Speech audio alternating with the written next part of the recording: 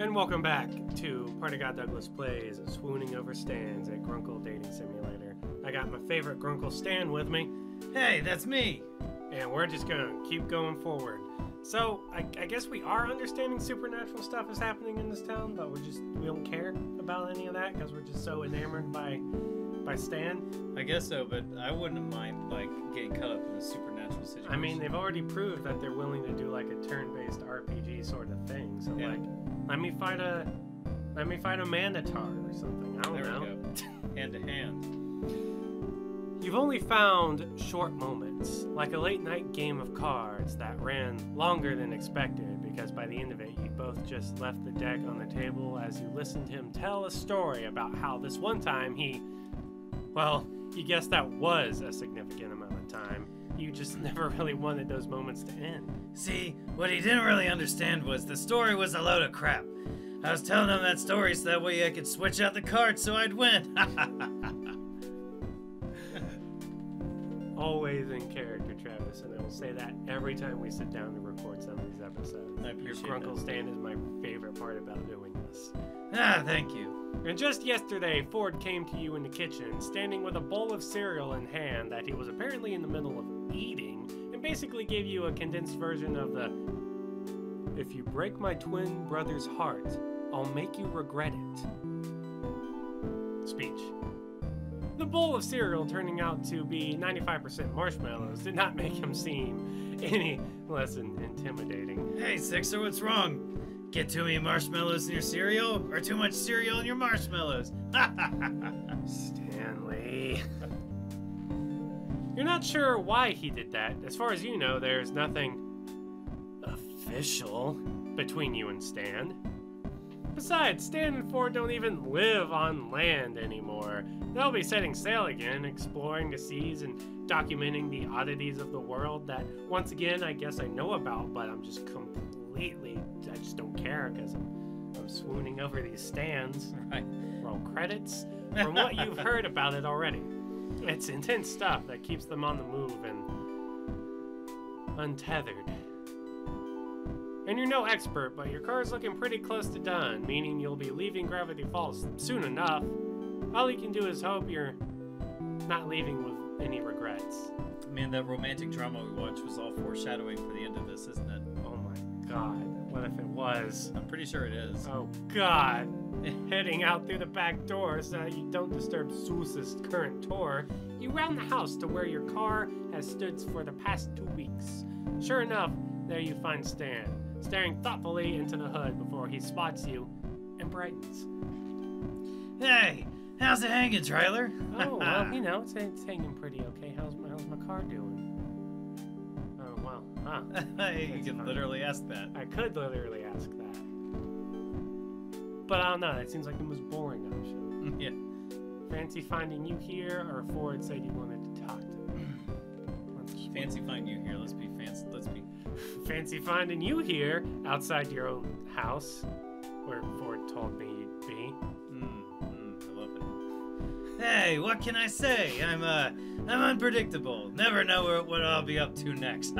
Yes, we made the right choice. I was about to say, tomorrow I might be stealing a whole bunch of puppies, and you won't know why. The next day it could be kittens. Yeah, hopefully I'll find out about my experiments. Experiments? Hey, don't worry about it. Your car's almost good to go as far as I can tell. I'm planning to take her for a quick test run around the town to make sure. Can I come? Sounds fun. When do we go? Hey, you're making an assumption.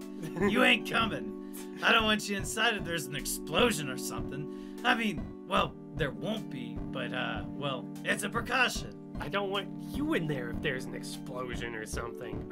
Okay?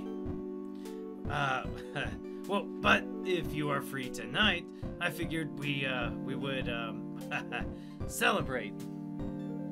Yeah, sure. What did you have in mind? Can't tell you. That just ruined the surprise. All I gotta worry about is, yourself.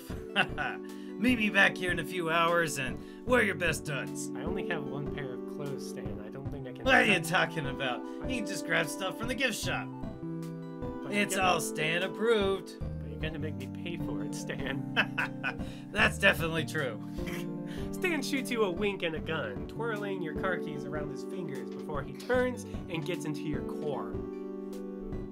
Unsure why you couldn't go with him and hang out tonight, you wave goodbye and watch carefully as he revs the car to life. He needs to steady his nerves. He's also gonna surprise you with something, maybe? Oh, definitely. Yeah. No, he's driving. Yeah, definitely. That's exactly what's gonna happen. It works, and hey, no explosion. Yep. He gives you a thumbs up, which you return and pull out onto the dirt road towards the town. A handful of hours later, and it's just about time to get ready for your date. Oh, making some assumptions there, Tyler. Making a lot of assumptions there, Tryler. Stan got back to the shack a moment ago, and through the window you spotted Mabel talking to him outside. Though you couldn't figure out what they were saying, you laughed to yourself when she took his face in her hands, squishing his cheeks and looking him straight in the eye. A cute intimidation tactic? I can hear is something along the lines of and then you realize that they're saying a bunch of gibberish. And it doesn't help that you can only see them through the creepy Bill Cipher window. You don't know why everyone calls it that. No one's really explained to you who or what Bill Cipher was. But you do see a strange triangular rock in the middle of the forest sometimes. It's got one eye. Creepy. After rummaging through all the clothes you brought with you for your trip that you were not going to explain any further of what it actually was, you're relieved to find an outfit that fits the occasion. I was about to say, I'm pretty sure that whatever that trip originally was, that's completely out the window now. I think it might have just been going on a random cross-country trip just for the heck of it. If it was anything planned, well, I'm sorry that Grandma was sick and we just decided not to take a plane out there or something. I don't know. Sorry, Grandma. I caught him first. Let's see. Do we want something classic, something flashy, or something casual? Classic. Classic? He's the classic kind of guy. He is a classic. I would say classic or casual. I'm gonna go with classic. He said best duds. Yep. He did say best duds. It could be flashy. Should we be flashy?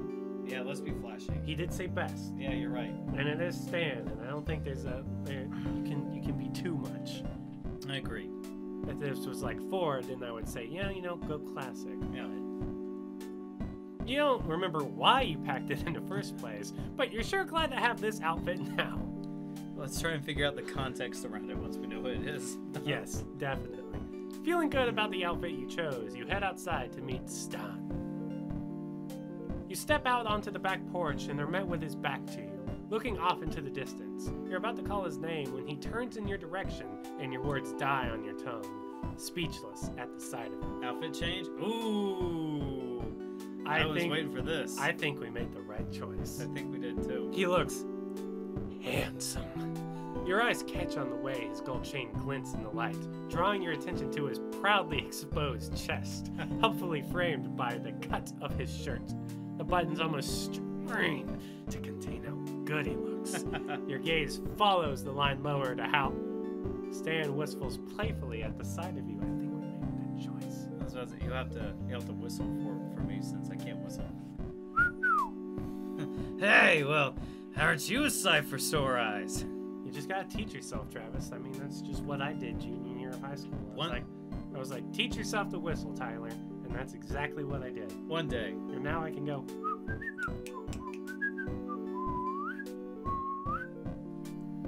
Thinking, do a turnaround. You're not so bad yourself.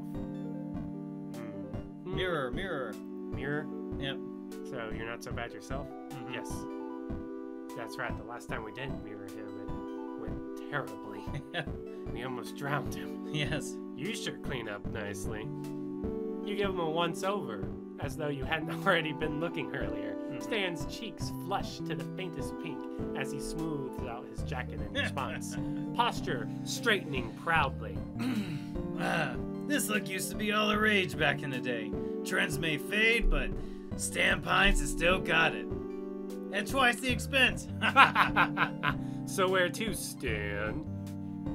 Hands in his pockets, Stan nods over to the Stanmobile, a few feet in front of you. Well, I guess there's only one way to find out, Tryler. He offers his arm and escorts you to the passenger side, opening and shutting the door for you before heading over to the driver's side. Stan, You gentleman! Right? While you were already looking forward to this, the way Stan looks makes you all the more eager. And that cologne, it suits him. That's for sure.